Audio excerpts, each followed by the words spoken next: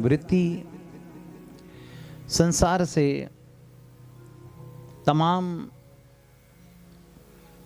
कलयुग के कलुषित प्राणियों के संकट से निवृत्त होकर के तब जाकर के भगवान की पावन ललित लीलाओं को अनुसरण पान करने का परम लाभ प्राप्त हो पाता है। अथवा यदि पाप रहेंगे तो क्या होगा, आदमी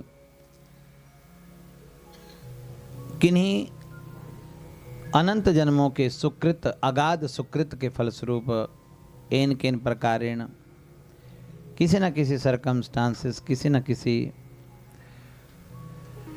साधन के द्वारा यहाँ पहुँचा भी दिया जाएगा तो भी यहाँ बैठ करके वो यहाँ का नहीं हो पाएगा, क्योंकि तुलसी पूर्व पाप से हरि चर्चा नहीं सुहाए।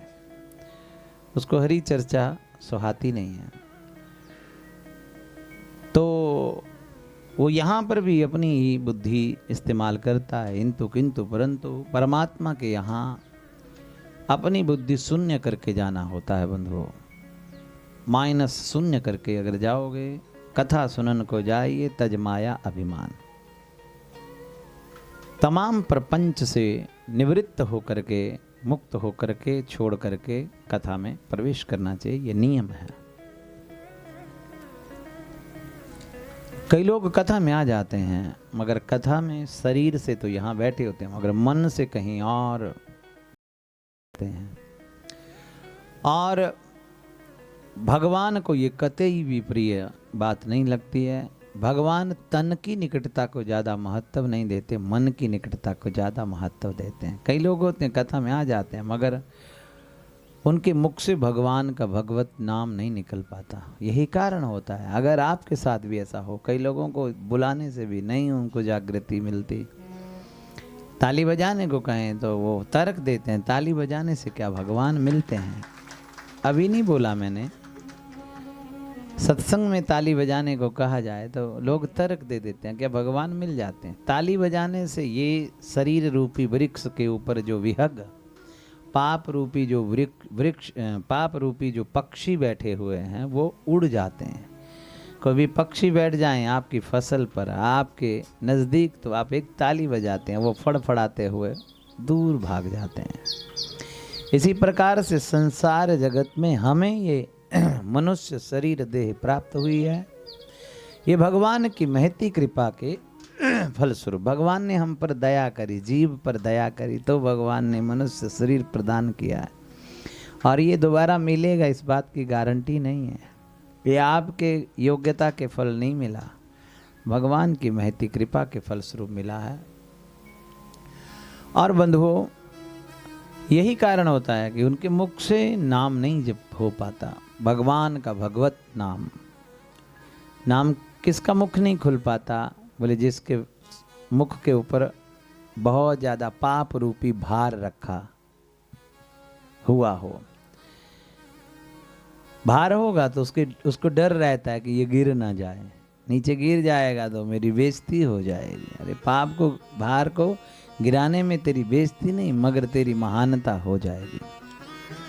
तेरे जन्म जन्म के पुण्य सुकृत हो जाएंगे, अगाध सुकृत उत्पन्न हो जाएंगे, तेरा जीवन मंगलमय हो जाएगा। तो ऐसा प्रयास किया कीजिए कि जब सत्संग में बैठ ही गए तो चेतन अवस्था में संसार को थोड़ी देर के लिए पीछे छोड़ देना। कथा में जाकर के कथा सुनने जैसा कोई पुनीत पावन कार्य नहीं कहा गया है, और कथा में आकर के कथा के नियम का अनुपालन ना करने जैसा कोई दूसरा पाप नहीं कहा गया है। तो इसलिए कथा में आए तो सजगता से अपने मन की निकटता को भगवान के समीप रखें। यद्यपि मन बहुत चंचल है जानता हूँ, मगर फिर भी प्रयास करने से संभवतः संभव हो सकता है। बड़े बड़े लोगों ने कल्याण किया, इस मन को भगवान के चरणों का दान दे करके, भगवान के चरणों का अनुराग दे करके। बंधुओं, आज कथा के हम 7वें सत्र में प्रविष्ट होने जा रहे हैं। श्रीमद् भागवत सप्ताह ज्ञान यज्ञ के 7वें सत्र में 7वें दिन में, और 7 ही दिन हमारे आपके पास हैं।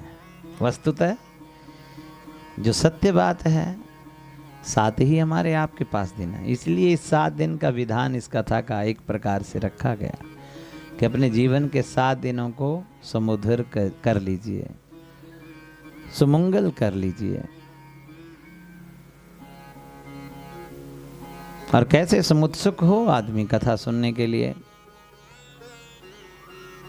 कामी नारी पियारी जिमी, लोभहि प्रिय जिमी दाम, तिमि रघुनाथ निरंतर, प्रिय लागे मोहे राम। भगवान राम प्रिय लगे, संसार फीका लगने लगे। और वस्तुतः बाद में भी तो भगवान के चरणों में जाना, किस मुंह को लेकर जाओगे?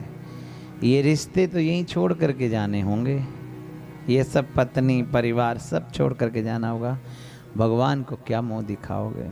समझदार आदमी पहले अपनी प्रिपरेशन बना करके रखता है, आने वाले समय को पहले ही सुमधुर और सुंदर बना करके रखता है। उसी को समझदार कहा गया।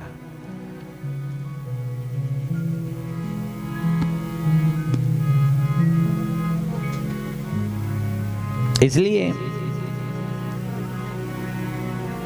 सत्संग से अपने आप को बहुत सुंदर बना करके अपने जीवन को सुमधुर बनाइए, क्योंकि संगी साथी तज गयो, नानक जी भी कहते हैं, कोई ना निभायो साथ। संगी साथी तज गयो, कोई ना निभायो साथ, कह नानक विपत्ति में एक टेक रघुनाथ। भगवान रघुनाथ का ध्यान ही हमारा कल्याण कर पाएगा। और आप यहाँ पर धारणी अम्बा के चरणारविंद में भगवती के समक्ष बैठ करके हम कोई भी काम करते हैं ना, जल को साक्षी मान करके संकल्प करते हैं, सूरज चांद को साक्षी मान करके संकल्प करते हैं, ब्राह्मण के वेद मंत्रों को साक्षी मान करके काम करते हैं। उसी प्रकार ये जो आप कथा सुन रहे हैं, धारणी अम्बा के चरणारविंद में पावन अनुराग में बैठ करके दत्त चित्त होकर के आप कथा श्रवण करने का परम लाभ प्राप्त कर रहे हैं। कथा में प्रवेश होने से पूर्व बंधुओं, भगवान राधा कृष्ण जी के पावन युगल चरणों में मेरा कोटि कोटि वंदन। जिनकी कृपा कटाक्ष के द्वारा समस्त लोग जो हैं समुत्सुक होकर के इकट्ठे होकर के पावन आह्लादिनी कथा गंगा में अपने जीवन का निमंजन पान किए जा रहे हैं। तो इनके पावन चरणों में वंदन। बंधुओं, कथा के सुरसिक श्रोता जिनकी भाव में उपस्थिति निरंतर भगवान की पावन कथा में निरंतर रहती है, अनंत बलवंत हनुमंत लाल जी के पावन चरणों में मेरा कोटि कोटि प्रणाम।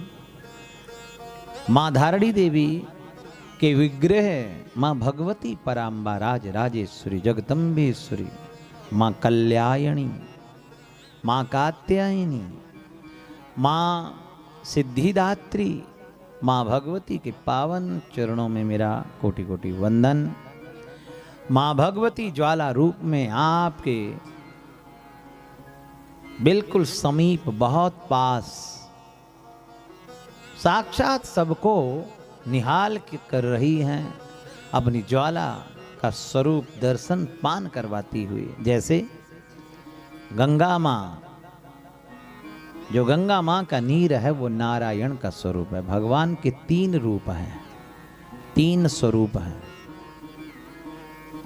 भगवान का एक स्वरूप है निराकार ब्रह्म, निराकार ब्रह्म, नीर के रूप में परमात्मा ब्रह्म के रूप में हमें दर्शन देते हैं। और नीर ना मिले, नीर अगर ना मिले, एक दिन आपको जल ना मिले तो आपका जीवन संभवतः बहुत विकट हो जाता है, विकट हो जाएगा। तो निराकार ब्रह्म को, ये है हमारा सनातन ही ऐसा है जिसमें जिन वस्तुओं को हम इस्तेमाल करते हैं, जिन वस्तुओं का हमारे जीवन के साथ बहुत महत्व है, उसी प्रकार हम उनको परमात्मा का दर्जा देते हैं। ये कृतज्ञता का भाव हमारे सनातन में ही आपको मिलेगा। इसलिए सनातन सर्वोपरि है, कृतज्ञता।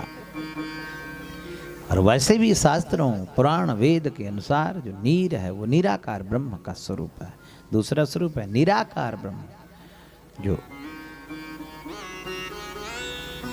जो निराकार है, जो कण कण में विद्यमान है, जो बिंदु रूप में विराजमान है, जो शिवलिंग के रूप में निष्कल रूप भगवान का जो है, शालिग्राम जो रूप है, उस अंडाकार इस पृथ्वी के स्वरूप को ही निराकार ब्रह्म कहते हैं। बोलिए राधे राधे। जो लोग कहते हैं ना कि भगवान का कोई स्वरूप नहीं होता, ये पागल हैं, मूर्ति पूजा करते हैं, उनको हमारे पास भेजिएगा। निराकार का वास्तविक रूप क्या होता है वो हमारे पुराणों में, वेदों में बहुत अच्छे तरह से बता रखा है।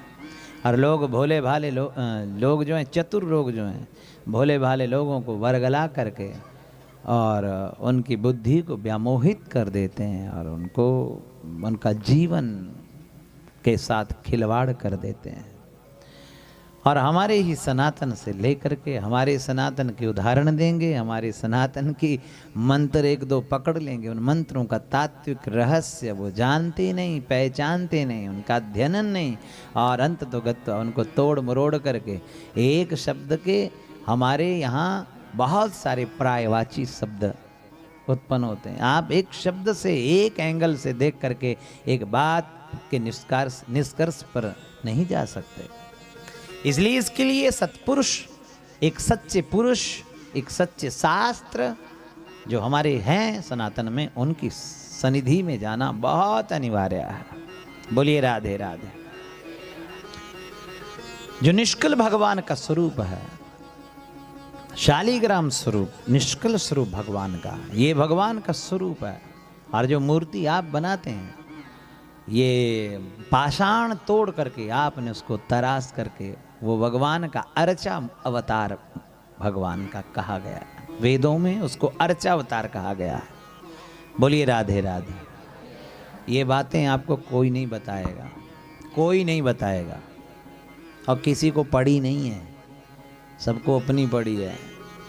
एक बहुत बिरला, हजारों लाखों में कोई ऐसा प्राणी मिलेगा जो समस्त संसार के जीवात्माओं का कल्याण की भावना से ये समझ करके बताएगा कि ये मेरे अपने हैं, क्योंकि आप वास्तविकता में मेरे ही तो हैं। क्योंकि शरीर से हमारी आपकी भिन्नता है, आत्मा से तो हम एक ही हैं। जो आत्मा आपके भीतर है वही आत्मा हमारे भीतर है। बोलिए राधे राधे। फर्क ये है कि भगवान ने विशेष तौर पर, विशेषतर तौर पर थोड़ा सा विशेष हमें अधिकार प्रदान कर दिया है कि आप इस तरह से सब लोगों को जागृत करो। जो भूले भटके विसरे लोग हैं उनको सही मार्ग का पथ प्रदर्शन करवाओ। बोलिए राधे राधे। कंजूसी से क्यों बोलते हैं आप?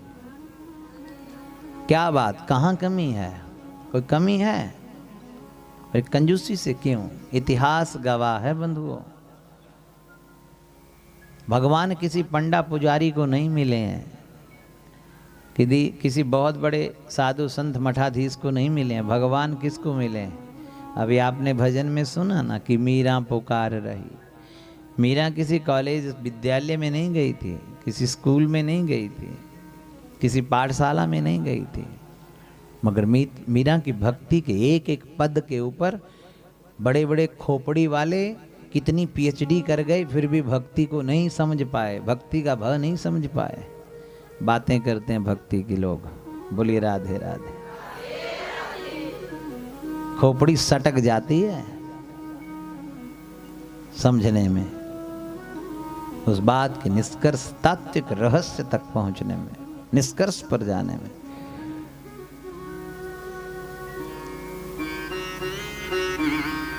इतिहास गवाह है, जिसने भगवान को पुकारा ना उसी को भगवान मिल गए। पुकारना पड़ेगा। वो पुकार, हुंकार, वो शब्द में वो सत्यता, वो निष्ठा, वो यथार्थता होनी चाहिए। वो दर्द होना चाहिए, वो दर्द होना चाहिए परमात्मा के लिए। अभी तक तो दर्द, जो भी कुछ है, जो वाणी है, जो पुकार है, ये केवल संसार के विषयों के लिए है। संसार के लिए हम पुकार लगा रहे हैं, अपने लिए, परमात्मा के लिए नहीं, परमात्मा के लिए नहीं। बोलिए राधे राधे। दूसरा भगवान का निराकार स्वरूप है, तीसरा नराकार स्वरूप है। नराकार ब्रह्म, नराकार ब्रह्म जो गुरु के रूप में हमें प्राप्त होता है। गुरु भी भगवान ही होते हैं, गुरु और भगवान में अंतर नहीं है। भक्त भक्ति भगवंत गुरु चतुर नाम वपु एक, तीन के पद बंधन करूं नाशत विघ्न अनेक। जिन्होंने सच्ची श्रद्धा, सच्ची निष्ठा से आपको परमात्मा के साथ बांध दिया, आपका गठबंधन करवा दिया, आपको परमात्मा से जोड़ दिया। अब ड्यूटी आपकी है बंधुओं, ड्यूटी आपकी है कि आपको चलना कैसे है।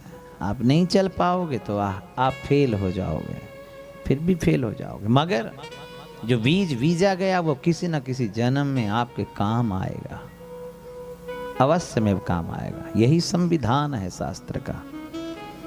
बोलिए राधे राधे।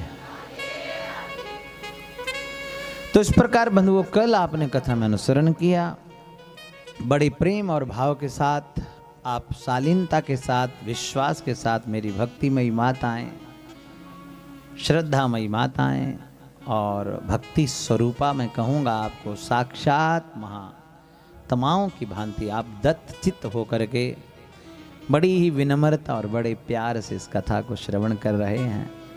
तो आप समस्त महान आत्माओं को व्यासपीठ से मेरा नमन है, वंदन है। और भी अन्य लोग जो इस कथा को श्रवण किए जा रहे हैं, इस कथा को सुन करके लाभान्वित हुए जा रहे हैं, समस्त जीवात्माओं की महान आत्मा को व्यासपीठ से मेरा प्रणाम है। सिया राम में सब जग जानी, करहूँ प्रणाम जोरी जुग पानी। बंधुओं, कल आपने कथा में अनुसरण किया, रुक्मणी का विवाह भगवान द्वारिकाधीश से हुआ।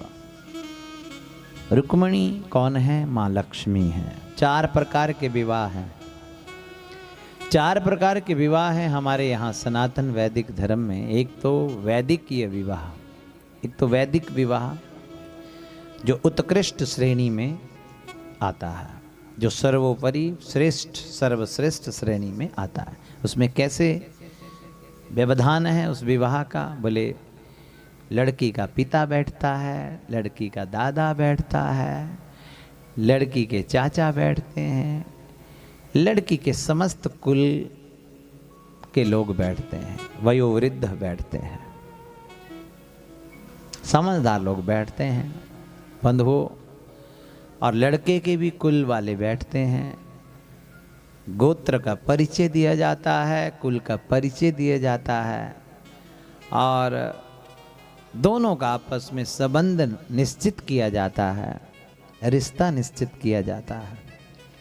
और तब बारात ले जाकर के बढ़िया भाव से वर बन करके, विष्णु बन करके दूल्हा जाता है। उसको वर कहते हैं, वो विष्णु स्वरूप होता है, क्योंकि उसको विष्णु माना गया है।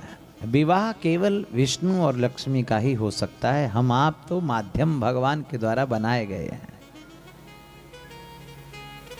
वास्तविकता है हम तो खेल के एक हिस्सा हैं, जादूगर के जमूरे हैं हम सब लोग।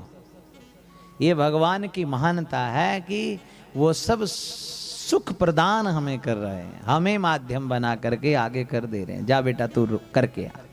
जैसे कि गुरु अपने चेले को विश्वास करके भेज देता कि जाओ ये काम करके आओ, जैसे एक पिता अपने पुत्र को विश्वास करके काम में भेज देता कि जाओ तुम करो। अब वो पुत्र ईमानदारी से नहीं करेगा उस कार्य को, एक शिष्य ईमानदारी से नहीं करेगा, उसमें द्वेष रखेगा, उसमें कपट रखेगा, उसमें अपनी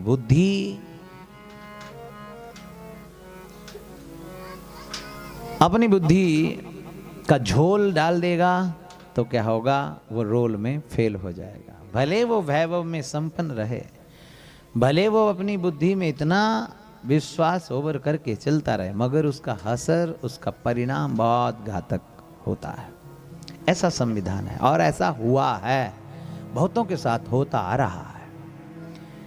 इसलिए बहुत सजगता के साथ एग्जाम दे रहे हैं हम सब लोग। एग्जाम देते समय कोई मजाक नहीं होना चाहिए, मजाक को थोड़ा बहुत चल जाता है, बोलिए राधे राधे, मगर ज्यादा नहीं। सीरियसली ये बहुत मैटर सीरियसली है, सजगता से। तो उत्तम श्रेणी का विवाह जो है वैदिकीय विवाह, जिसमें सील देखा जाता है, कुल देखा जाता है, गोत्र देखा जाता है, परिवार की बराबरी देखी जाती है।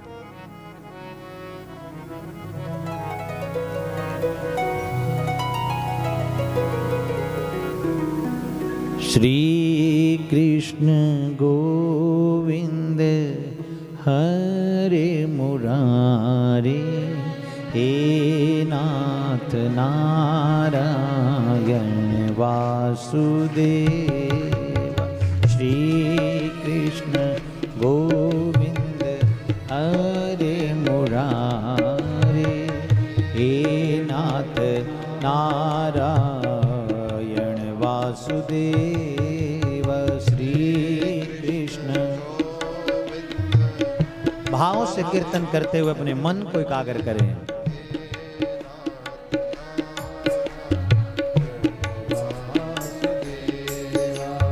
श्री कृष्ण गोविंद हरे मुरारे, हे नाथ नारायण वासुदेव।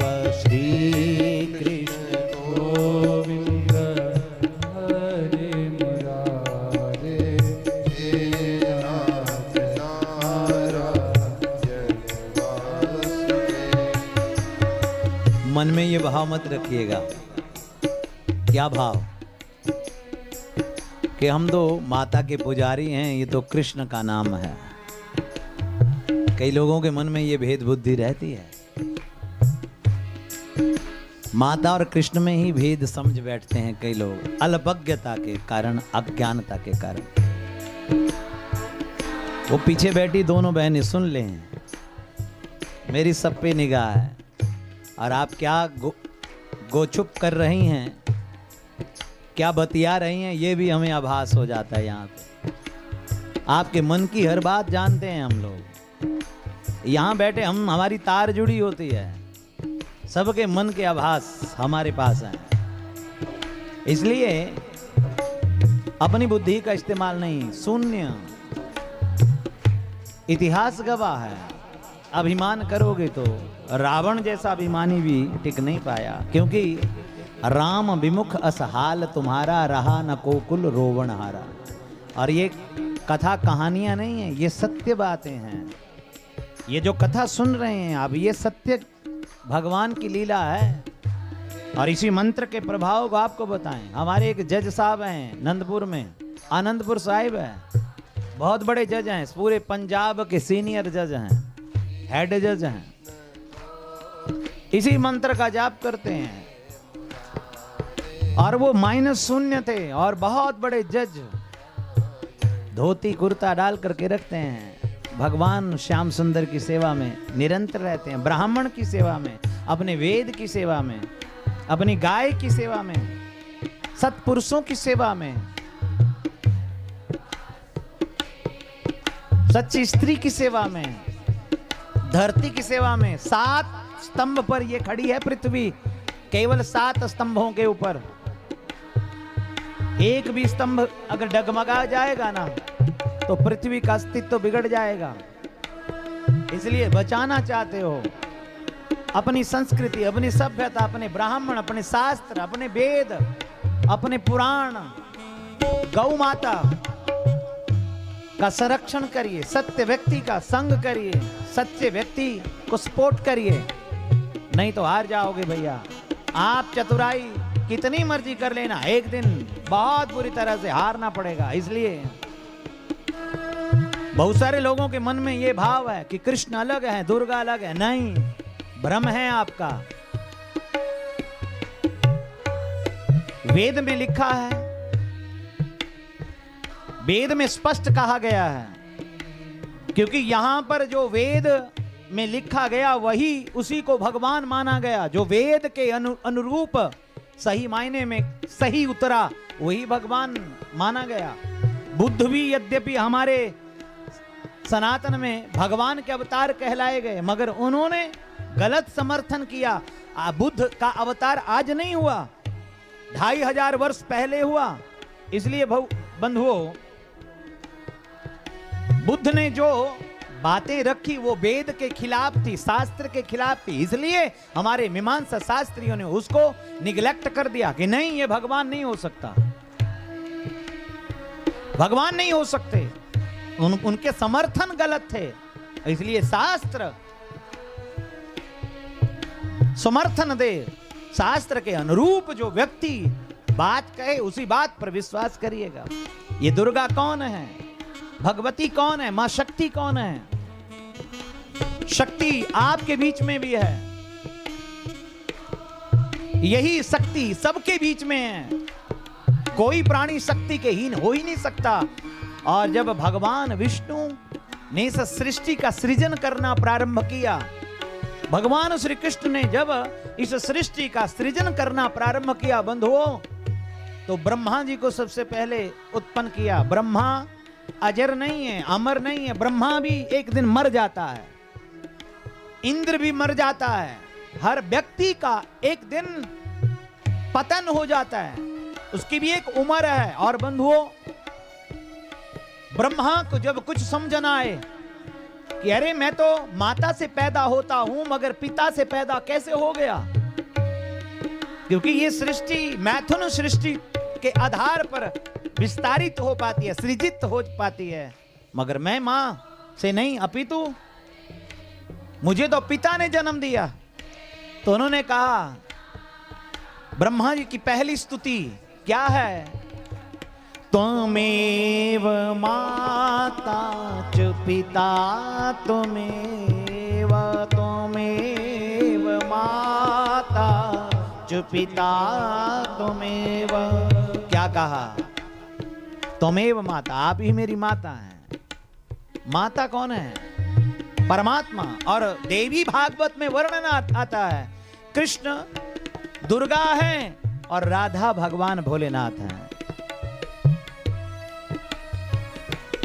राधा विश्वास है और कृष्ण श्रद्धा है।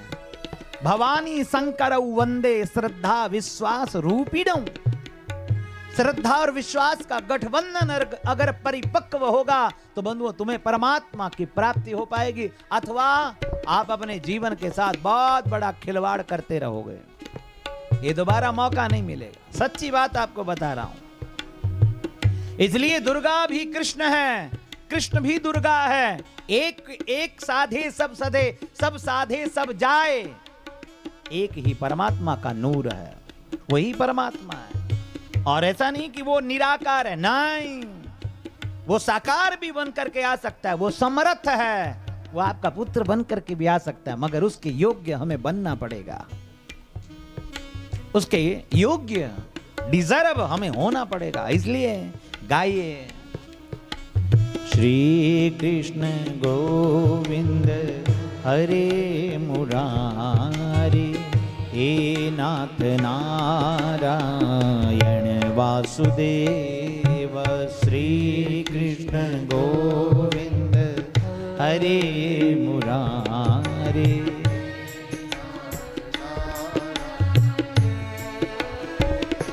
भगवान श्री कृष्ण को जब दुर्गा के रूप में आने की आवश्यकता पड़ती है तो भगवान दुर्गा बन करके कूद जाते हैं रणांगन में। जब कृष्ण को वात्सल्य के रूप में भक्तों को जरूरत पड़ती है तो भगवान वात्सल्य की मूर्ति, मां की मूर्ति में प्रकट हो जाते हैं और वात्सल्य उड़ेलते हैं। वही कृष्ण, वही परमात्मा कहा है, वेदांत में कहा है,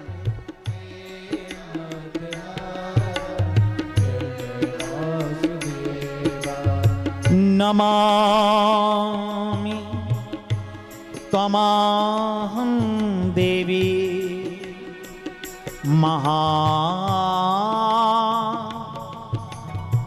भय विनाशिनी महादुर्ग प्रश्मनी महाकारुण्य रूपिणी।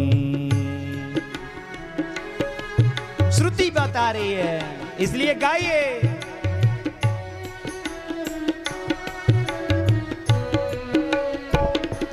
ओ श्री कृष्ण गोविंद हरे मुरारे, हे नाथ नारायण वासुदेव।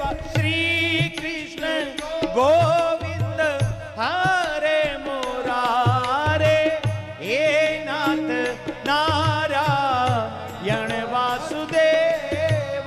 श्री कृष्ण गोविंद हरे मुरारे, हे नाथ नारायण वासुदेव। श्री कृष्ण गोविंद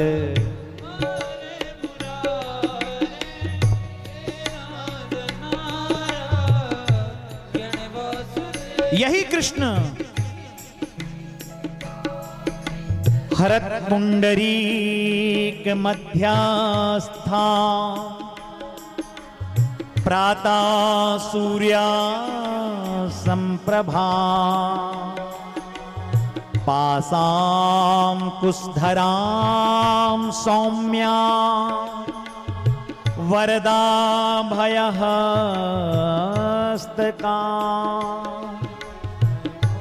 त्रिनेत्रां रक्तवसाना,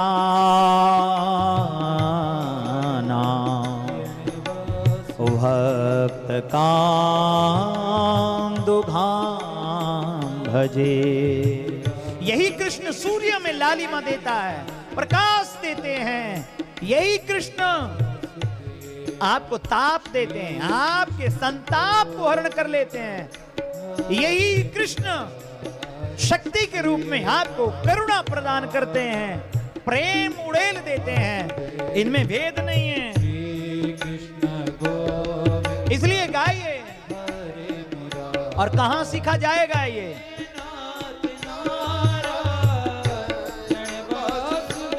ओ श्री कृष्ण गोविंद हरे मुरारे, हे नाथ नारायण वासुदेव।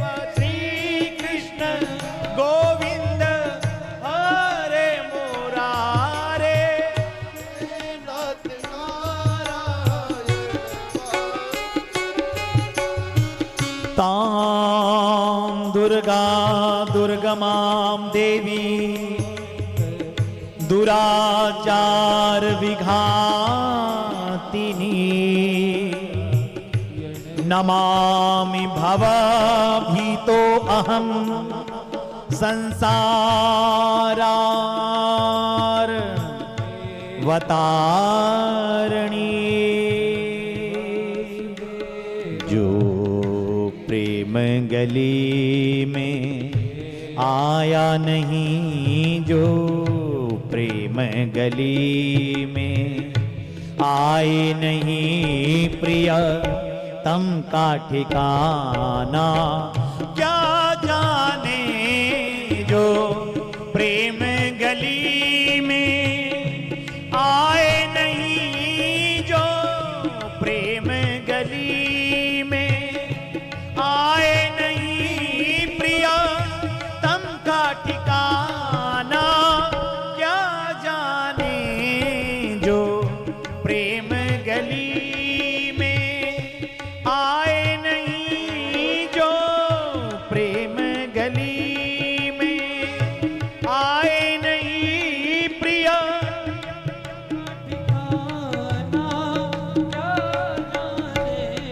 अब ये बातें कहां मिलेंगी? आपको प्रेम की गली में जाना पड़ेगा।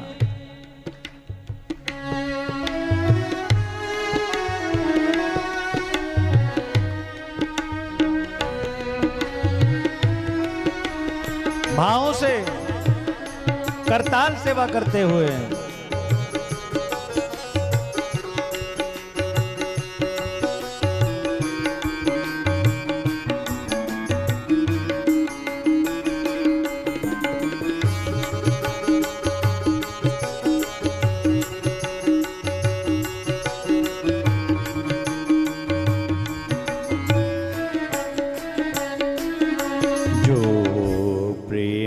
गली में आए नहीं, जो प्रेम गली में आए नहीं, प्रिय तम का ठिकाना क्या जाने, जिसने कभी प्रेम किया ही नहीं, जिसने कभी प्रेम किया ही नहीं, वो प्रेम निभाना क्या जाने, जिसने कभी प्रेम किया ही नहीं, प्रिय तम का ठिकाना क्या जाने, जो प्रेम गली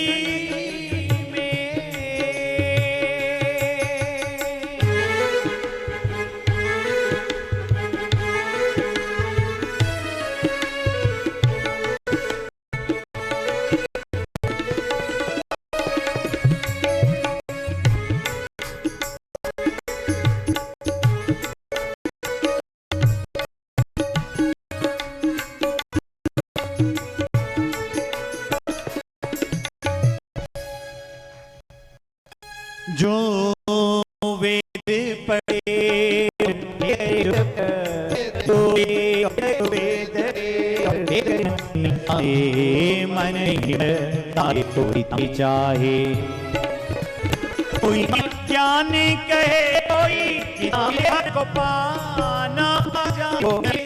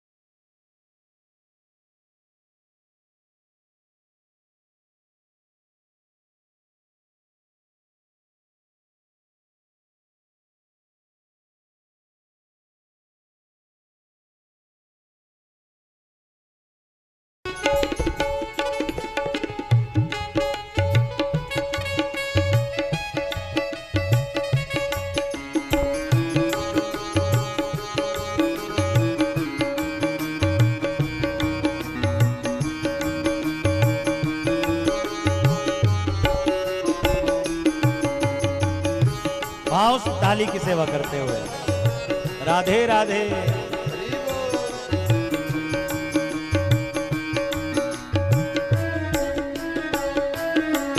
ये दुनिया गोरख धंधा है, ये दुनिया गोरख है,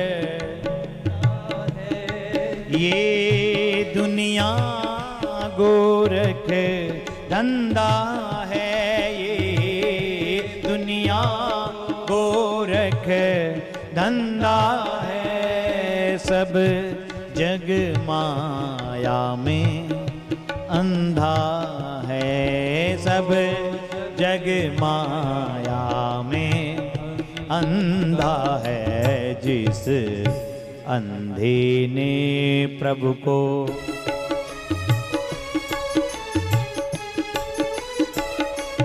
जिस अंधे ने प्रभु को देखा नहीं, जिस अंधे ने प्रभु को देखा नहीं, वो रूप दिखाना क्या जाने।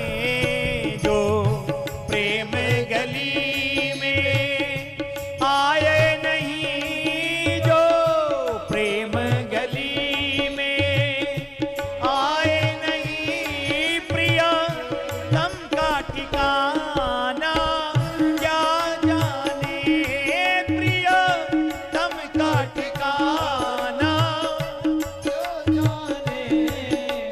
श्री कृष्ण गोविंद हरि मुरारी, हे नाथ नारायण वासुदेव।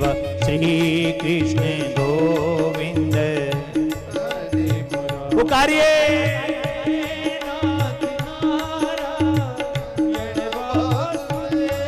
ओ श्री कृष्ण गोविंद हरे मुरारे, हे नाथ नारायण वासुदेव। श्री कृष्ण गोविंद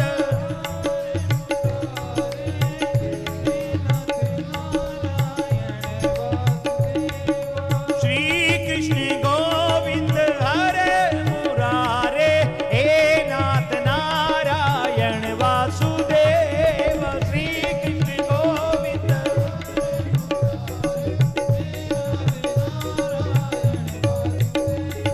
श्री कृष्ण गोविंद हरे मुरारे, हे नाथ नारायण वासुदेव।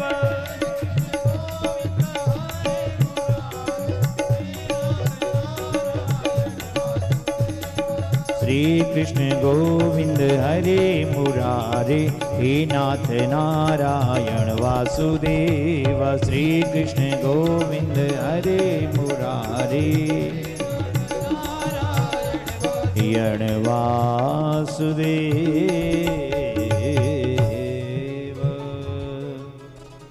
या वेदांतार्थ तत्व कई स्वरूपा परमार्थता, नाम रूपात्मना वक्ता, सा मां पातु सरस्वती। बोलिए श्री राधा रमण लाल की। भगवान कृष्ण के साथ रुक्मिणी अम्बा का वैदिकीय विवाह ना होकर के कौन सा विवाह हुआ? राक्षसीय विवाह। 4 प्रकार के विवाह हैं बंधुओं। वैदिकीय विवाह, राक्षसीय विवाह, गंधर्व विवाह और चौथी श्रेणी का विवाह है पिशाच विवाह।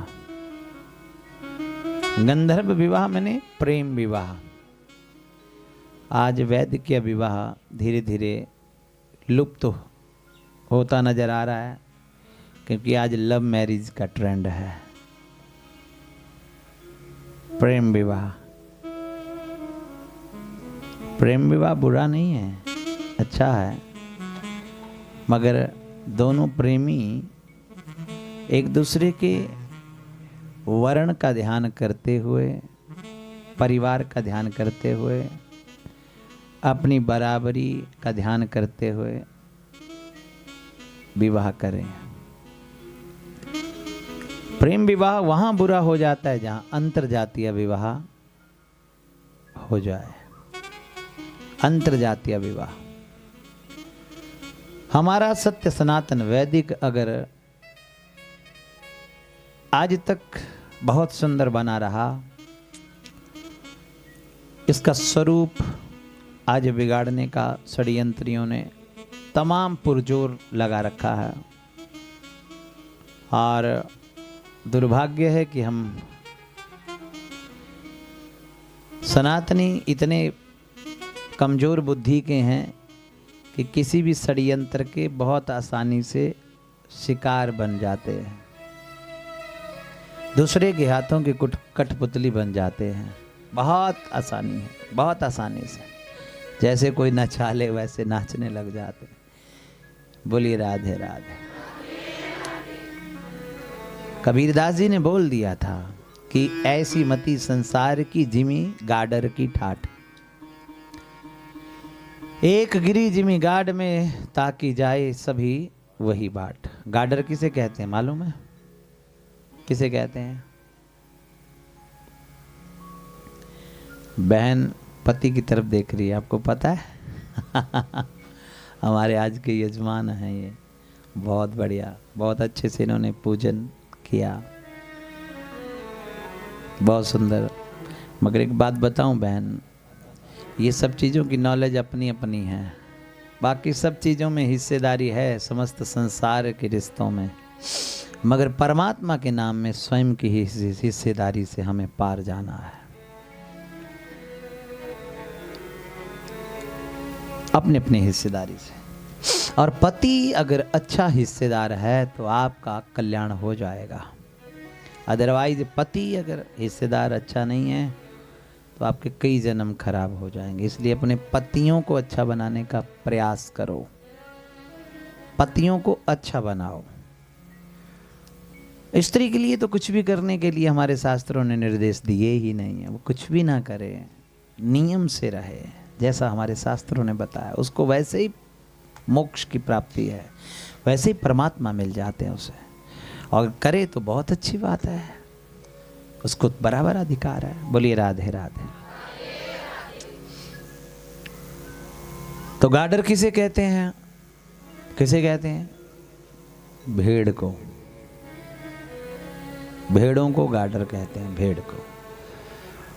तो प्रेम विवाह बुरा नहीं है, मगर अंतर जातीय विवाह बुरा है। वर्णाश्रम और वर्ण व्यवस्था जब सही रहेगी तो हमारा सनातन वैदिकीय धर्म बना रहेगा। मैंने एक दिन भी बात कही थी कि जब अंतर जातीय विवाह होगा तो जब आप दोनों गठबंधन करवा करके पूजा अर्चना करने में बैठोगे, क्योंकि मनुष्य शरीर मिला परमात्मा को प्राप्त करने के लिए, इसका मूल मोटिव यही है।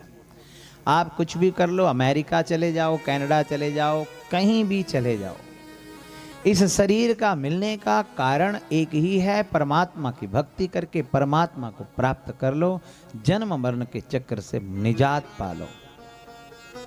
इस शरीर को मिलने की सार्थकता, इसकी सही मायने में कीमत यही है।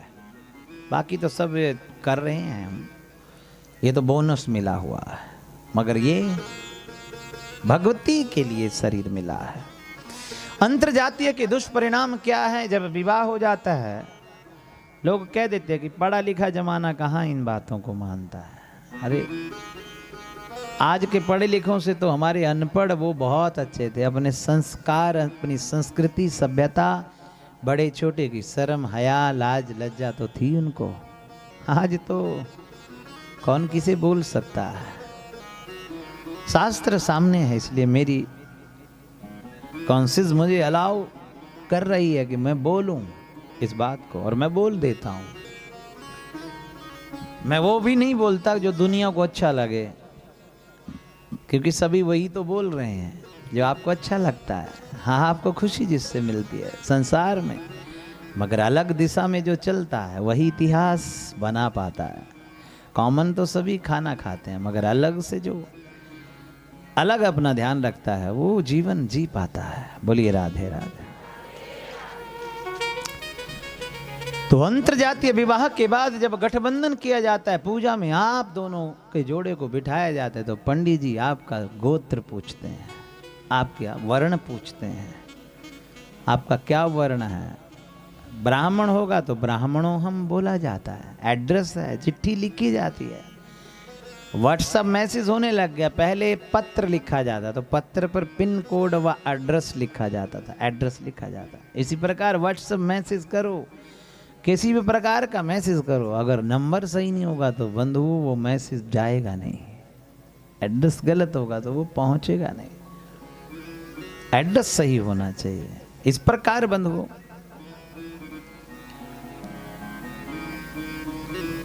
तो क्या बोला जाएगा उस समय? ब्राह्मणोहम वर्मोहम गुप्तोहम, क्या बोला जाए? क्षत्रिय हो, अब पत्नी अलग ब्रीड की है, पति अलग वर्ण का है, तो क्या बोलोगे? खिचड़ी पक जाएगी। तो कौन सा एड्रेस डालोगे पूजा में? पंडित जी को क्या बताओगे? कौन सा एड्रेस बताएं? आजकल के कई बड़े लोगों को अपना गोत्र तक भी नहीं पता होता, ये भी नहीं पता होता हमारी कुल देवी कौन है। आज के मॉडर्न जमाने के मॉडर्न पढ़े लिखे गवार। बोलिए राधे राधे। पहले हमारे बुजुर्ग गाय चराने जाते थे, गाय पालते थे। आज के मॉडर्न बच्चे पढ़े लिखे कुत्ता घुमाते हैं। आज के पढ़े लिखों की ये बदलाव आया, ये चेंजिंग आई। कुत्ता बुरा नहीं होता, कुत्ता बहुत अच्छा होता है, बुरा नहीं होता, मगर कुत्ते को पालना पाप है। कुत्ते को मारना पाप है तो पालना भी पाप है। जिस घर में, जिस पूजा क्षेत्र में कुत्ता एक बार घूम जाए, उस आंगन में कभी देवता आते नहीं हैं। आप देख लीजिएगा, जिनके घर कुत्ता होगा ना, उनके घर में वैभव ऐश्वर्य संपन्नता तो बहुत परिपूर्ण होगी, मगर वो चीज नहीं होगी, वो वाइब्रेशन वाइब्स नहीं मिलेंगी, वो एक अलग सा मतलब फीलिंग नहीं मिलेगी। बोलिए राधे राधे। कुत्ता बहुत वफादार जानवर है, बहुत अच्छा है, मगर उसको पालना हमारे शास्त्रों में इनकार किया गया है। उसको रोटी डालो, रोटी डालना उसके लिए पुण्य कहा गया है। अब लोग कहेंगे कि महाराज जब युधिष्ठिर जी गए तो कुत्ता ही तो साथ आया लेने के लिए। ये कुत्ता कौन था मालूम है? मालूम है आपको कौन था ये? बताएंगे कभी समय लगाकर। बोलिए राधे राधे। हर चीज के पीछे अधूरी जानकारी हम अलग वो प्रमाण पत्र बना करके रख लेते हैं। ये प्रमाणिक है, प्रमाण पत्र है हमारे। तो कुत्ते को रोटी डालो मगर पालना हो अगर तो आंगन से बाहर। आजकल के पढ़े लिखों के जमाने में क्या हो रहा है कि आपका बच्चा भूखा है, माँ ने भोजन रखा थाली में, बेड पर ही भोजन रख दिया, बच्चे ने थोड़ा सा खाया, उसको नींद आ गई, वहीं माँ अपने काम में बिजी है या मोबाइल में बिजी है या कहीं और घूमी घूमी करने में बिजी है, और बच्चा वहीं सो गया। पीछे से कुत्ता आया, उसने मुंह भी चाट लिया बच्चे का और प्लेट में से रोटी भी चाट ली। माँ ने सोचा इसने तो आधी खाई, दोबारा वही रोटी बच्चे को खिला दी गई। ये हो रहा है आजकल। और शास्त्र प्रमाण है हमारा, शास्त्र बोलता है कि जिस जगह पर कुत्ता फेरा डाल लेता है वहां देवता प्रवेश नहीं करते, हमारे पितर प्रवेश नहीं करते। यही कारण है कि आज उन्नति तो बड़ी है। पहले रसोई घरों में खाने की तमाम खाद्य सामग्री होती थी, बढ़िया शक्कर खाई जाती थी 2 समय, मगर आज तो हफ्ता हफ्ता शक्कर, एक महीना शक्कर की तरफ देखने का मन नहीं करता। क्यों? डायबिटीज से डर लगता है, शुगर से डर लगता है। पहले हैन घी खाया जाता था, दोनों समय 3 समय घी खाया जाता था। आज बाथरूमों में तो शरीर की शुद्धता पवित्रता के लिए अनेक प्रोडक्ट, 2-2, 5-5, 10-10 हजार के प्रोडक्ट आपको वॉशरूम में मिलेंगे, बाथरूम में मिलेंगे, नहाने वाली जगह, मगर रसोई घर में दाल ढूंढोगे तो दाल का डब्बा खाली मिलेगा। अब खाना कम हो गया, शरीर को चमकाने की व्यवस्था ज्यादा बढ़ गई, तो चकाचौंध तो समस्त संसार में सब लोगों में बड़ी प्रगति देखने को दिख रही है, मगर सबके मन परेशान है, सब परेशान है। रिश्तों का इमोशन खत्म हो गया, रिश्तों का वो महत्व खत्म हो गया, एक दूसरे के प्रति जो भावना थी वो खत्म हो गई। अब भावना रह गई केवल पैसे के ऊपर, पैसे के ऊपर। अब तो पैसा ही सब कुछ हो गया बंधुओं। पैसा है तो रिश्ता है, पैसा नहीं है तो रिश्ता नहीं है, ऐसा भाव संसार जगत का हो गया। और शास्त्र भी कहता है कि संसार टके के ऊपर ही रह गया। सब संसार जो है टका के ऊपर ही निर्भर है, किसी को किसी से कोई लेना देना नहीं, केवल और केवल टका धर्मा टका कर्मा टका ही परमो तपः। और जिसके पास टका नहीं उसको कोई नहीं पूछना चाहता। बोलिए राधे राधे। तो इस प्रकार बंधुओं भगवान का विवाह राक्षसीय विवाह हुआ। अंतर्जातीय विवाह का समर्थन शास्त्र नहीं करते हैं, हमारा सत्य सनातन नहीं करता है। क्योंकि इससे क्या होता है, जब बात मैं पूरी कर देता हूं, जब संकल्प होता है, जब संकल्प में वो जो विकल्प है, रिक्त स्थान है, वो पूरा जब नहीं हो पाता तो एड्रेस सही नहीं लगता, तो हमारे पूर्वज हमारे पितर जो हैं रुष्ट हो जाते हैं, रुष्ट हो जाते हैं और श्राप दे देते हैं हमारे कुलवे को। अरे मूर्खो, इसलिए आपको पैदा किया था कि आपने ऐसा ही करना था, इसलिए वो रुष्ट हो जाते हैं। ये मैं नहीं कह रहा, गीता के पहले अध्याय के 40वें श्लोक को पढ़िएगा, मैं अपनी तरफ से कुछ भी नहीं बोलता। कुलक्षये प्रणशयन्ति कुलधर्मा सनातना धर्मे नष्टे कुलं कृत्सन मधर्मो भी भवत्युत। वो कुल नष्ट हो जाता है, वहां सनातन धर्म के प्रति जो निष्ठा है, जो मान है, मर्यादा है, जो संविधान है, उसका अनुपालन जिस घर में नहीं किया जाता। और ये एक होता क्यों है, जब कुल की स्त्रियां महिलाएं पथभ्रष्ट हो जाते हैं, अपनी लक्ष्मण रेखा लांघने लग जाते हैं, अपनी मर्यादा का उल्लंघन करते हैं। बात कड़वी है मगर मुझे कहनी पड़ेगी। क्या कहा, अधर्मां विवाद कृष्ण अधर्मां विभावात कृष्ण प्रदुष्यन्ति कुलस्त्रिया स्त्री सुदुष्टा सुवार्षणीय जायते वर्ण संकरा। और क्या होता है, जब दोनों का अलग अलग डीएनए होगा, अब वर्ण अलग अलग होगा तो क्या होगा, वर्ण संकर संतान उत्पन्न होगी। राक्षस निशाचर पिशाच संतान उत्पन्न होगी तो गोड़ी चिट्टी होगी, तो बढ़िया बढ़िया आप स्कूलिंग भी उसकी बहुत बढ़िया कराओगे, इंटेलिजेंट होगी वो संतान, ऐसा नहीं है, होगी बहुत बढ़िया, मगर होगी वर्ण संकर। चमड़े से किसी के सौंदर्य का आंकलन नहीं किया जा सकता। चमड़े का क्या है, देख कर गुम हो न जाना ऊपर की चिकनाई को, वर्क चांदी का लगा है गोबर की मिठाई को।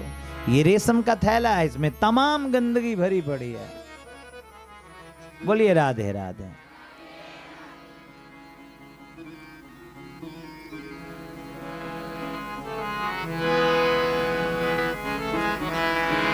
संतान तो अच्छी होगी, मगर संतान कैसी होनी चाहिए, जो सभा में बैठी हुई पकड़ी जाए कि वाह सभा में बैठने का सलीका है इसे, उसका दूर से हमें एकदम से पता चल जाता है कि किस परिवार से ये बिलोंग करता है, इसके पिता कैसे रहे होंगे, इसके दादा का व्यवहार कैसा रहा होगा, इनके प्रति इनके परिवार में कैसा एटमॉस्फेयर है, कैसा रहन सहन है इनका।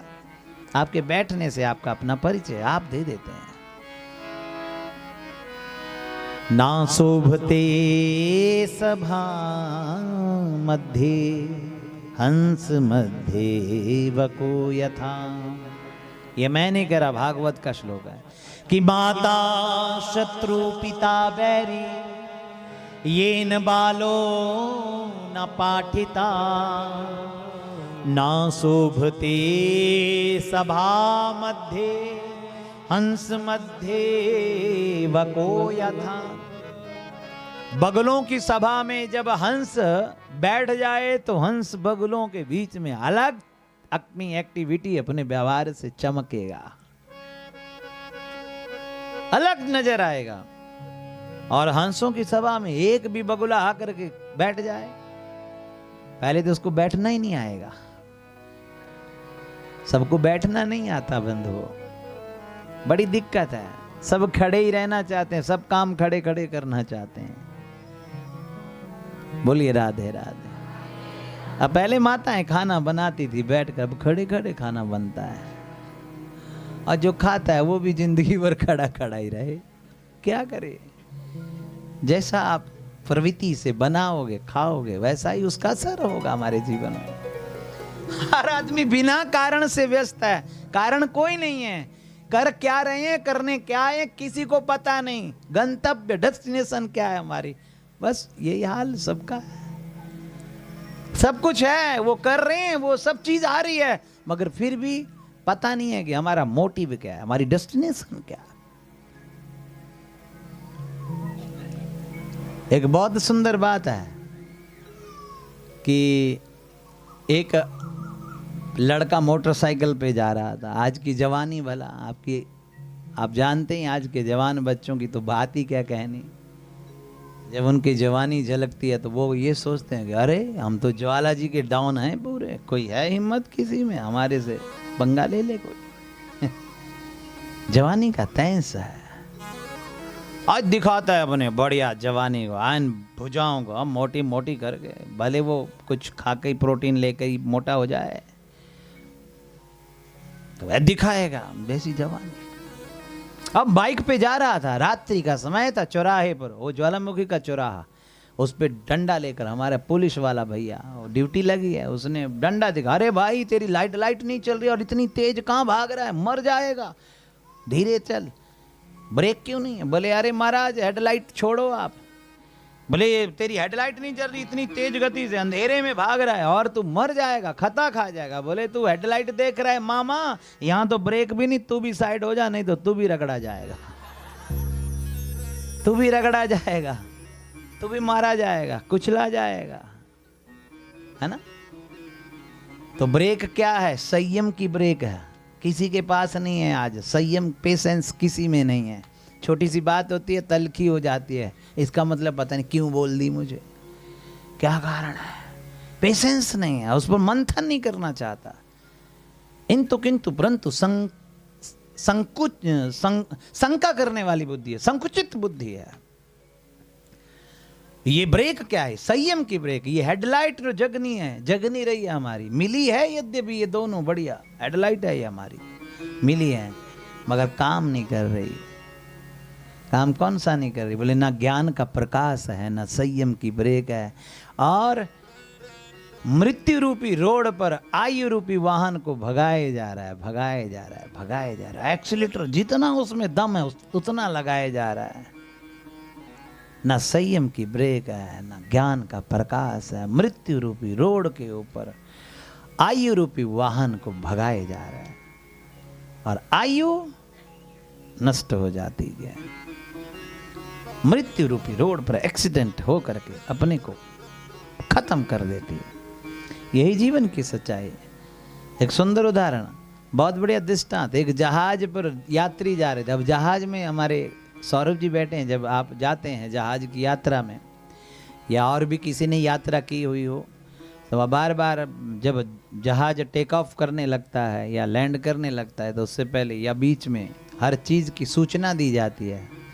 वो सूचक यंत्र होता है, वो आपको ये भी बताता रहता है कि अब हम फलानी कंट्री से गुजर रहे हैं, अब हम फलां कंट्री में प्रवेश होने जा रहे हैं, या थोड़ी देर के लिए यहाँ लैंड होगा, थोड़ी देर आप कुछ भी यहाँ पर घूमना चाहते हैं एयरपोर्ट तक की सीमा इतने किलोमीटर के दायरे में आप या रेस्ट रूम में जा कर के रिलैक्स हो सकते हैं, समय मिलता है। वो सूचना सूचक यंत्र बताता है। तो एकदम से जहाज में अनाउंसमेंट होने लगी, अरे बात सुनो सूचना, भाई जहां जो है वहां पर अपनी सीट पर आकर के बेल्ट लगा करके बैठ जाए, अपनी सीट बेल्ट लगा ले, सीट बेल्ट लगा लो। अच्छा, सब आकर के बैठ गए। अच्छा, बार बार अनाउंसमेंट होने लगी, बार बार अनाउंसमेंट होने लगी, तो लोग घबरा गए, क्या बात हो गई। घबराने की बात लग रही है, कुछ गड़बड़ी तो नहीं। अब हवा में लहर रहे हैं, हवा में यात्रा कर रहे हैं सब लोग। तो पायलट ही सूचना देता है, आगे बैठा बैठा तो उसने एकदम से सूचना दी। अच्छा, घबराने की जरूरत नहीं है, घबराओ मत। वैसे एक छोटी सी प्रॉब्लम हो गई है जहाज में, घबराओ मत। बोले प्रॉब्लम क्या? बोले हमारा सूचक यंत्र काम करना बंद कर गया है, जो सूचना देता है, रडार जो होता है, कहाँ हम पहुँचे, कितनी गति से जा रहे हैं, सॉरी कितनी हाइट पर हम चल रहे हैं, कहाँ चल रहे हैं, ये भी पता नहीं, किस कंट्री में, रडार से बाहर हो गए। हमारा सूचक यंत्र काम करना अचानक बंद हो गया। घबराए नहीं, हम प्रयास कर रहे हैं इसको ठीक दिखाने की। तो दूसरी बार लोग तो घबरा गए, पता ही नहीं कहाँ जा रहे। अब जाना इंग्लैंड, वो पहुंच जाए बेचारा, वो सागर के ऊपर ही चलता रहे तो हवा में कितनी देर उछलेगा, कितनी देर उड़ेगा। तो बार बार अनाउंसमेंट हो, अरे यात्रीगणों आराम से कृपया करके आप नीचे बैठे, अपनी सीट पर बैठे रहें। तो फिर दोबारा अनाउंसमेंट हुई, बोले अरे यात्रीगणों, आपको सूचित किया जाता है कि हमारा सूचक यंत्र जो है अचानक से खराब हो गया है, उसमें वो काम करना बंद कर गया है। तो हमें पता नहीं कि हम कहाँ जा रहे हैं। और सब घबरा के, पता ही नहीं कहाँ जा रहे हैं। बैठे तो फ्लाइट इंग्लैंड वाली में थे, अब पता ही नहीं कहाँ जा रहे हैं। अच्छा, दूसरी बात बोली, घबराने की जरूरत नहीं, मगर जहां भी जा रहे हैं पहले की अपेक्षा बहुत तीव्र गति से जा रहे हैं। मतलब पहले की अपेक्षा, पहले तो गति में थे, नियंत्रित थे, अब जो है पहले की अपेक्षा बहुत तीव्र गति से आगे लांग रहे हैं। मतलब सब मौत की ओर बहुत तेज गति से, पहले की अपेक्षा गति को तेज कर लिया है हम आपने, बहुत तेज कर लिया है। अब भाग रहे हैं, पता कुछ किसी को कोई नहीं कि हमारी डेस्टिनेशन कहाँ है। तो वर्ण शंकर दोषों से लग जाता है। ये कंस क्या था? ये वर्ण शंकर संतान थी, इनका डीएनए खराब था, इनका डीएनए अपना नहीं था, नाजायज औलाद थी ये कंस। इसीलिए दुराचार्य उग्रसेन तो बहुत अच्छे हैं, पद्मावती तो बहुत अच्छे घर के संस्कारी यज्ञ धर्मनिष्ठ थे, मगर इनके घर में ये कंस जैसा आता था, ये राक्षस उत्पन्न हो गया। तो इसलिए जहां पर वर्ण संकर संतान उत्पन्न हो जाती है, उनके पितर जो हैं नरक में जाकर के गिर जाते हैं, और नरक में जाकर के वो अपने कुल को कोसते हैं। सर्वनाश हो जाए आपका, आपने हमें नरक में पहुंचा दिया। हमने तो सोचा था कि तुम फलें फूलें, पितरों की कृपा से हमारा कुल आगे वृद्धि करता है, हमारे बच्चों की रक्षा हो पाती है, और कुल देवी की कृपा से हमारा कुल आगे बढ़ पाता है। शंकरो नरकायैव कुलग्नाम कुलस्य च पतन्ति पितरो हयस्याम लुप्त पिंडोदक क्रिया। और जहां से पिंडोदक क्रिया लुप्त हो जाती है तो आपके पितर नरक में जाकर के गिर जाते हैं। इसलिए प्रेम विवाह बुरा नहीं है, मगर अपने वर्ण में रह करके, अपने परिवार में रह करके, अपने बराबरी का, अपने वर्णाश्रम का ध्यान करते हुए विवाह करें। दूसरा विवाह है पिशाचीय विवाह।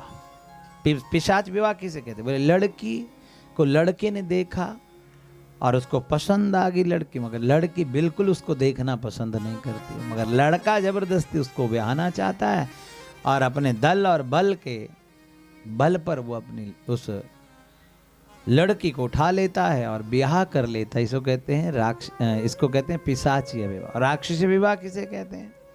राक्षस विवाह होता है कि सारा समाज, सारे जगत के लोग आपके शत्रु हो गए हैं, मगर आपने किसी को चाहना शुरू कर दिया, परमात्मा को चाहना शुरू कर दिया। समस्त संसार आपका विरोधी है और उन सब विरोधियों के बीच में भी आपने अपने विश्वास को टूटने नहीं दिया, अपनी श्रद्धा को, अपनी लगन को, अपने प्रेम को गिरने नहीं दिया। उसे कहते हैं राक्षसी विवाह। फिर उस श्रेणी में, उस भाव में आप दोनों किसी ना किसी प्रकार से ब्याह कर लें, वो होता है राक्षसी विवाह। भगवान ने राक्षसी विवाह इसलिए किया क्योंकि उसका भाई, रुक्मिणी का भाई, नहीं चाहता था कि मेरी बहन का ब्याह द्वारकाधीश से हो।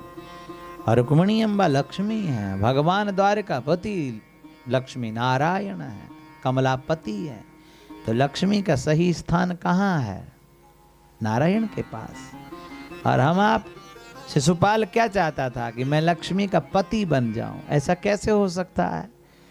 लक्ष्मी पत्नी किसी और की, और पत्नी उसको कोई और बनाना चाहता है, तो क्या होगा? उसका हसर तो ऐसा ही होगा। शिशुपाल की हार हुई और लक्ष्मी को लक्ष्मी नारायण आकर के समस्त जगत के बीच में से चुरा करके ले गए, उठा करके ले गए और फिर वहां नियमित रूप से विवाह किया।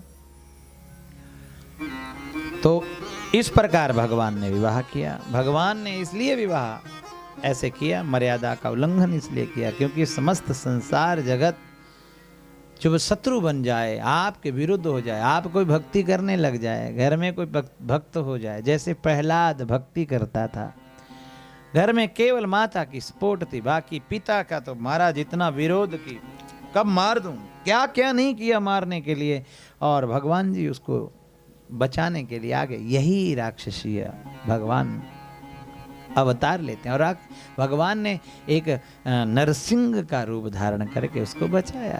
एक मनुष्य के शरीर को त्याग करके नरसिंह के रूप में राक्षस जैसा स्वरूप लेकर के, सिंह तो बड़ा भयावन होता है, बड़ा डरावना होता है, डर जाए आदमी उसकी दहाड़ से। और भगवान ने इसलिए ऐसा रूप धारण करके अपने भक्त को बचाया, निकाला उस दावानल से, उस दलदल से। इसी प्रकार भगवान ने रुक्मिणी अम्बा को समस्त अक्षौणी सेनाओं के बीच में से उठा करके विवाह किया।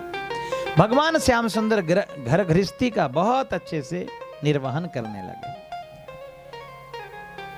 देखिए, रुक्मिणी के सहित भगवान कृष्ण को देख करके द्वारका वासियों को बहुत परम आनंद हुआ। विवाह के पश्चात भगवान गृहस्थ धर्म का पालन करते हुए भगवती रुक्मिणी के साथ अग्निहोत्र ग्रहण करते हैं, अग्निहोत्र यज्ञ करते हैं और पक्षादि कर्म करते हैं, 10 पूर्णमासी यज्ञ करते हैं और चतुर्मास यज्ञ करते हैं, आग्रायण करते हैं। सारे कर्मों को गृहस्थी के लिए विहित कहा गया है, बताया गया। लोग कह देते हैं कि हम तो घर गृहस्थी वाले लोग हैं, भक्ति करना तो माता का काम है। फोन कर दिया, माता जी ऐसा काम बिगड़ रहा है, थोड़ी अरदास कर दें। वे तुम्हारे नौकर लगे हैं हम। बोलिए राधे राधे। आप खुद भी कर सकते हो। गृहस्थी के लिए बहुत नियम में रहने के निर्देश हमारे शास्त्रों ने दिए हैं। जब विवाह होता है, दुनिया में समस्त रिश्ते बने हुए, मगर जब पत्नी के साथ रिश्ता जुड़ता है तो उस रिश्ते के आगे धर्म शब्द संबोधित किया जाता है।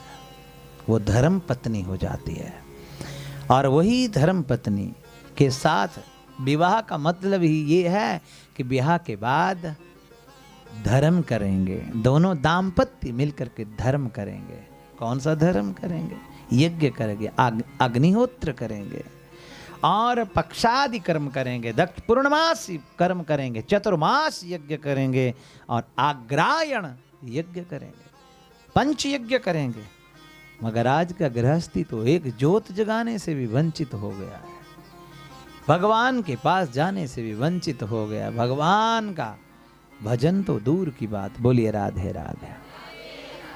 तो इसलिए बंधुओं, लोग कह देते हैं कि ये काम तो महात्माओं का है, हम तो गृहस्थी हैं, हम तो घर गृहस्थी में जंजाल में फंसे हुए लोग हैं। ये तो महात्मा ब्राह्मणों का, सन्यासियों का काम धर्म पूजा पाठ यज्ञ अनुष्ठान करने का है। नहीं, सन्यास का मतलब क्या है बंधु? सन्यासी के लिए तो कोई क्रिया बताई ही नहीं गई।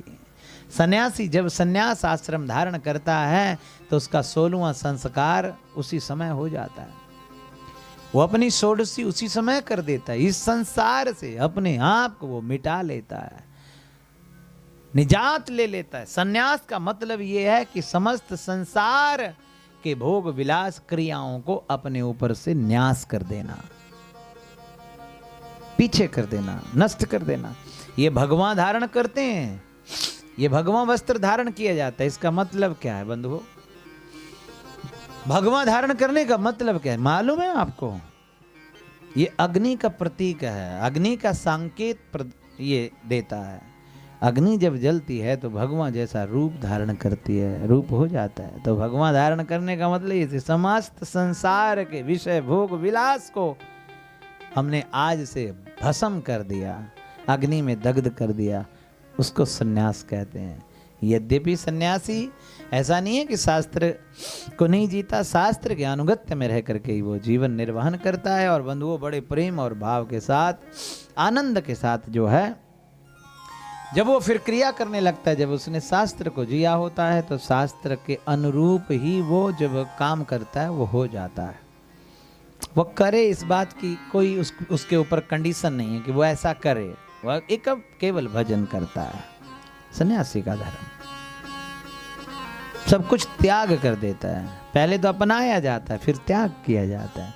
सुखदेव मुनि हुए, उन्होंने अपनाया नहीं, उन्होंने त्याग कर दिया। बोले कीचड़ पाँव में लगाने क्यों जो धोना पड़े, इसलिए कीचड़ से दूर रहो।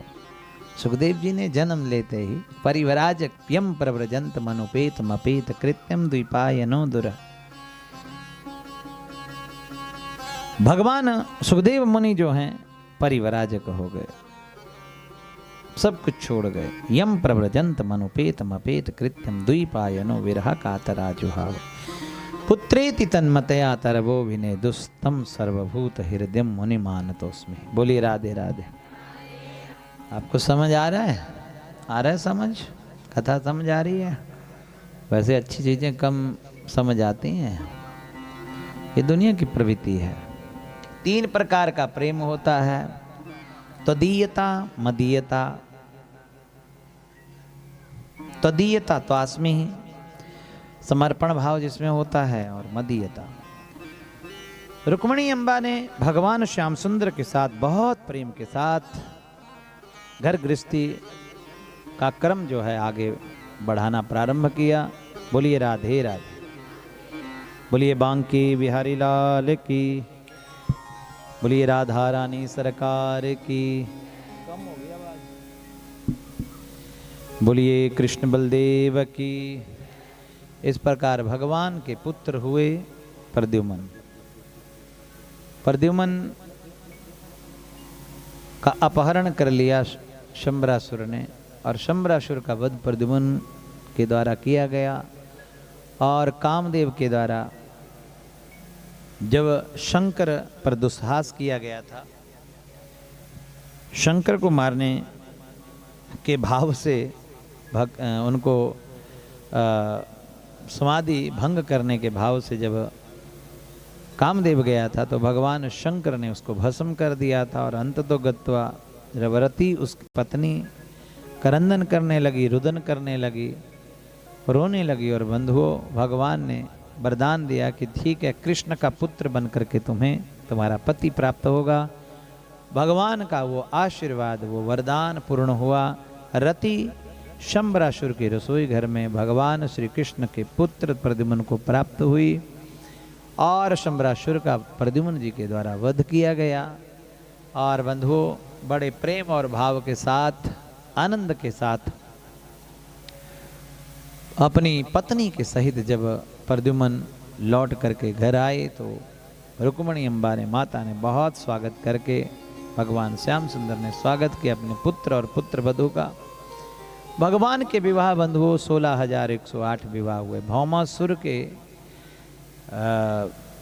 कारागार में 16,100 रानियां बंदी बना रखी थी। उनको नारद जी के द्वारा दीक्षित किया गया, वैष्णव दीक्षा दी गई और उन्होंने भगवान नारायण का ध्यान नाम जाप करना शुरू किया और भगवान उनको बचाने के हेतु भौमासुर के राज्य में प्रवेश हुए। भौमासुर भगवान का ही पुत्र है, पसीने से पैदा हुआ भौमासुर था और लक्ष्मी ने दया करके कि आपका पुत्र है, आपके अंश से पैदा हुआ है, इसको मत मारो। मगर वो दुराचारी था, उदंडी था, थोड़ा अलग प्रवृत्ति का था। मगर एक नियम उसका जरूर था, एक गलत उसकी प्रवृत्ति थी कि वो जहाँ भी सुंदर राजकुमारी को देखता उसको उठा करके बंदी बना देता। छूता किसी को नहीं था, इतना नियमित रहता था, छूता किसी को नहीं था। मगर बहुत सारी ऐसे इकट्ठी उसने रानियों को कर लिया था। और सत्यभामा और भगवान श्याम सुंदर एक दिन जा रहे थे और सत्यभामा ने पूछा ये नगरी का परिचय क्या है। तो भगवान ने नगरी का परिचय दिया कि ये तुम्हारे ही पुत्र की नगरी है। और बंधुओं, बोले क्या नाम? बोले भौमासुर। बोले ये तो बहुत बड़ा पापी है, ऐसा ऐसा करता है। बोले हाँ बहुत बड़ा दुराचारी है। बोले तो तुम मारते क्यों नहीं इसको? बोले इसलिए नहीं मारते क्योंकि तुमने इनकार किया था, जब तक तुम नहीं कहोगी तब तक मैं इसको नहीं मारूंगा क्योंकि ये तुम्हारा पुत्र है।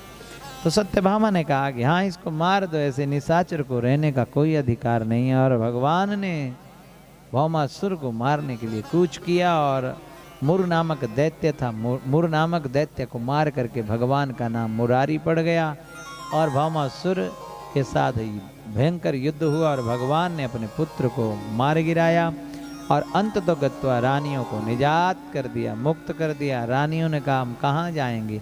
तब भगवान ने कहा कि कहीं जाने की आवश्यकता नहीं है, हम तुम्हें अपने पत्नी के स्वरूप में स्वीकार करते हैं। ये आत्माएं हैं, ये 16,108 सजनों एक स्त्रियां नहीं है, महिलाएं नहीं है।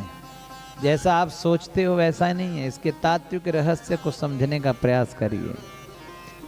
भगवान जब अवतरित होते हैं तो बहुत सारे महात्मा जन्म जन्मांतर युग युगांतर देवता जो है भगवान की तपस्या करके ये वरदान प्राप्त करते हैं कि भगवान जब आएंगे तो हमें उनका दर्शन कम से कम प्राप्त हो जाए, भगवान हम पर रीझ जाएं। तो ये वो महात्मा हैं जो जिस संसार में जब व्यक्ति आता है तो संसार में आकर के संसार की चकाचौंध इसके सौंदर्य में आकर के फंस जाकर के सौंदर्य में जो फंस जाता है और सौंदर्य इस संसार की चकाचौंध के कारण भगवान को भुला देता है।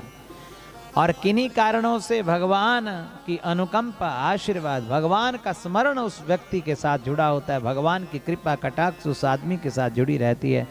भगवान साक्षात कहते हैं कि जो व्यक्ति मुझे भज करके, मुझे प्राप्त करने के लिए समस्त सुखों का त्याग करके मुझे भजता है, भगवान कहते हैं मैं साये की तरह उसके अंग संग रहता हूँ। और कभी जब मौका उसके ऊपर ऐसा मौका करने का मौका ढूंढता रहता हूँ, उस पर कृपा करने का मौका ढूंढता है। क्योंकि भगवान गुण ढूंढते हैं, मौका ढूंढते हैं और भगवान उस भक्त पर कृपा कटाक्ष कर देते हैं, उसको अपने चरणों का अनुगत्य प्रदान कर देते हैं और जन्म मरण के चक्कर से उसको मुक्त कर देते हैं।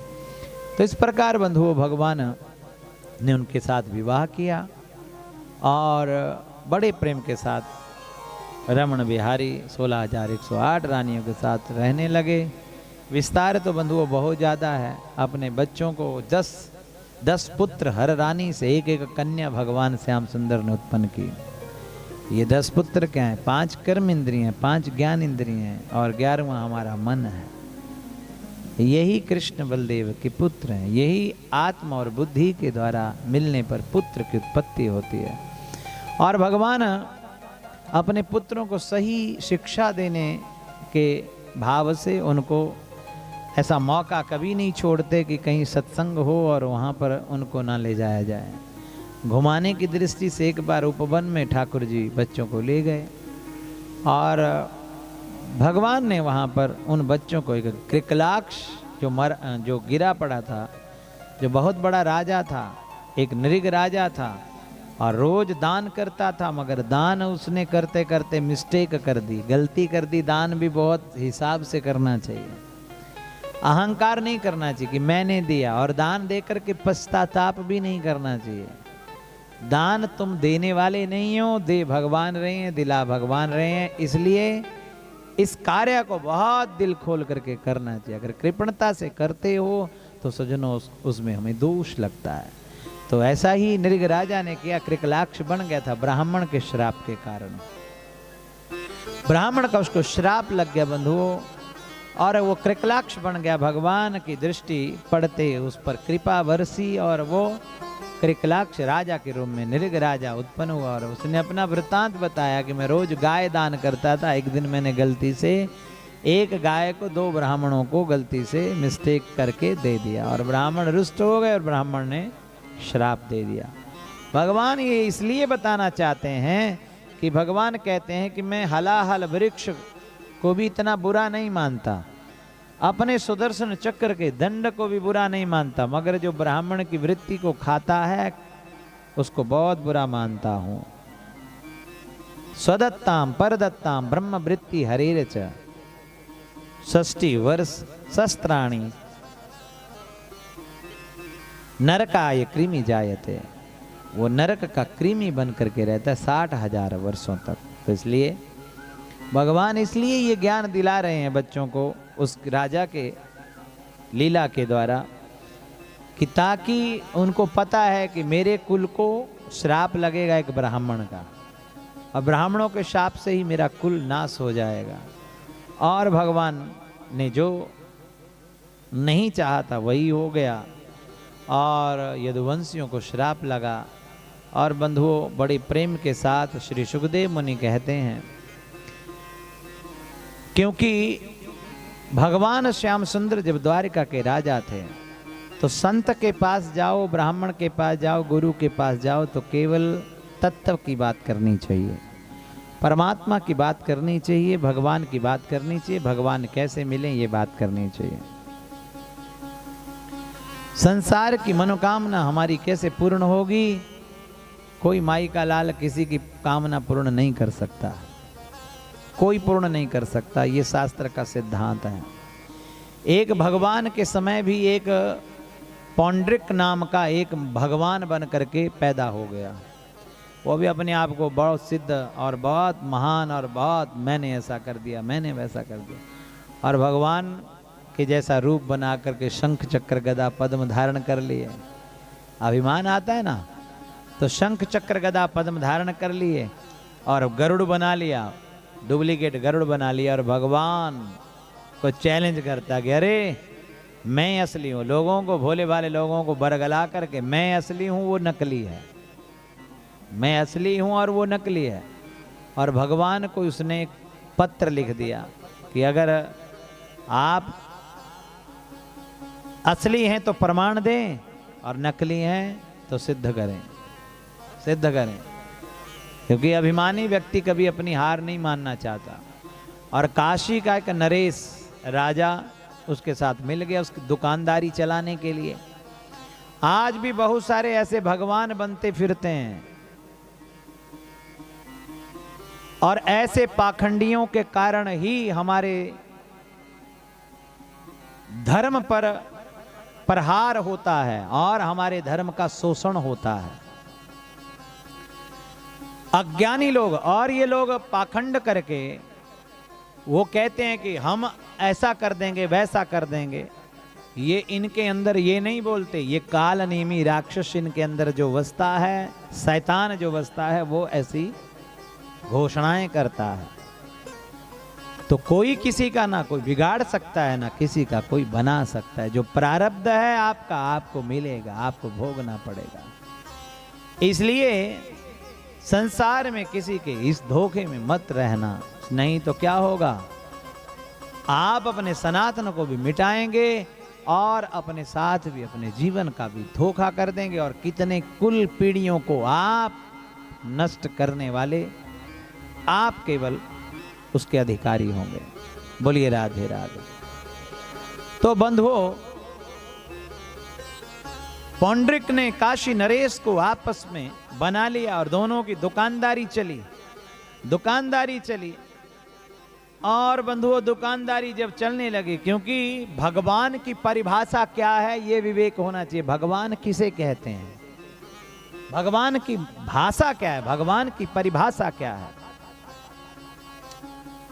और अच्छे अच्छे बुद्धिजीवी पौंड्रक की इर्द गिर्द फिर फिर के उसकी जय जयकार करने लग गए। और जय जयकार जब इतनी हो गई, करोड़ों अनुयायी हो गए। ऐसे हमारे भारतवर्ष में भी बहुत सारे पाखंडी घूमते हैं, बहुत लोग करोड़ों अनुयायी होते हैं, और उन भगवानों की दशा या तो जेल में होती है या फिर और दुर्दशा उनकी देखी जाती है। तो बंधुओं, पौंड्रिक ने पत्र लिख दिया कि आप सिद्ध करें असली हैं या सिद्ध करें कि हम नकली हैं।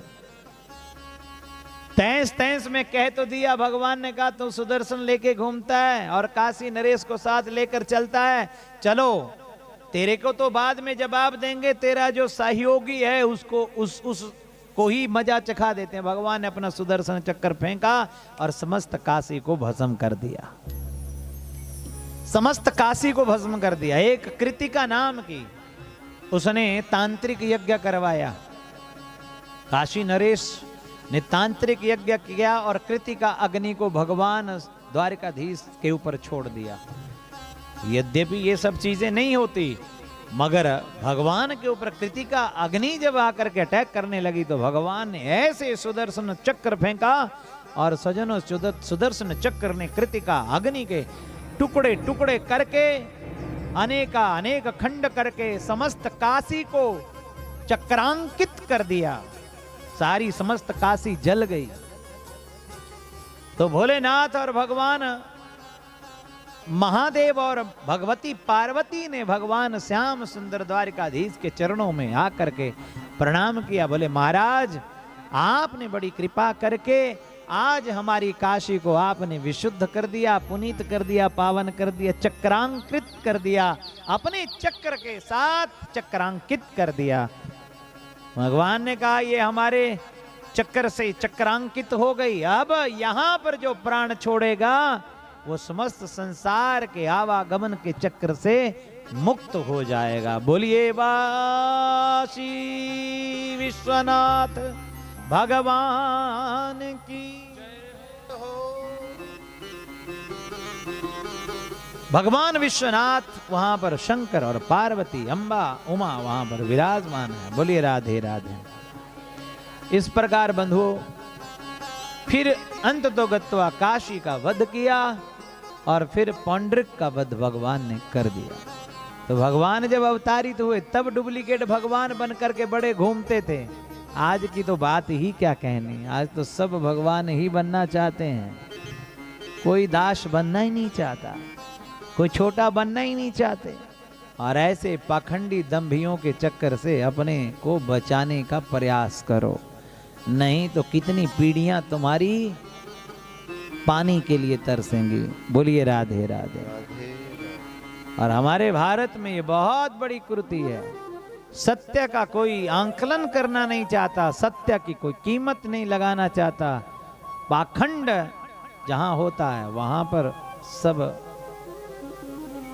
उसके मुरीद हो जाते हैं। तो बंधुओं, भगवान ने इस प्रकार से काशी को चक्रांकित किया और बड़े प्रेम और भाव के साथ, आनंद के साथ यदुवंशियों को श्राप लगा, एक दूसरे को मारना शुरू किया। कुछ तो वैसे निपट गए श्राप, और कुछ तो ऐसे निपट गए। भगवान को पता चला, भगवान जी ने गूधव को संदेश दिया कि मेरे भक्त मेरे बिना जी नहीं पाएंगे और मुझे ढूंढेंगे तो वो क्या करें, उनके दुख का निजात कैसे हो पाएगा, कैसे भगवान मिलेंगे, कैसे उनके दुखों का निष्क्रमण हो पाएगा, कैसे उनके दुख नष्ट हो पाएंगे, आप तो मिलेंगे नहीं।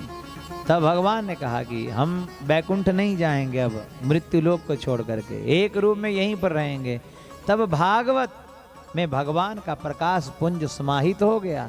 तिरोधाया प्रविष्टोयम श्रीमद् भागवत अवतारणम तेने अम्बागमया मूर्ति प्रत्यक्षावर्तते हरि। और बड़े प्रेम के साथ भगवान भागवत में समाहित हो गए और भगवान का जन जन तक संदेश भागवत के द्वारा उद्धव ने देना प्रारंभ किया। और बलराम जाकर समुद्र के किनारे जाकर के बैठ गए और जरा नामक बहेलिये ने पेड़ के पीछे से बाण चलाया और भील नामक क्षेत्र में, भाल नामक क्षेत्र में तीर मारा और भगवान के चरणों से स्पर्श हुआ। और भगवान के चरणों से जब स्पर्श हुआ तो भगवान के मुख से शब्द निकला, भगवान महादेव का, सोमनाथ जी का नाम निकला। और भगवान जी का शब्द सुन करके वो भील पास में गया, बोले प्रभु मुझसे बहुत बड़ी भूल हो गई, बहुत बड़ा अपराध हो गया। मैंने सोचा हिरण को मैं बाण से मारूंगा, आप तो कृष्ण हो, आप तो द्वारिकाधीश हो।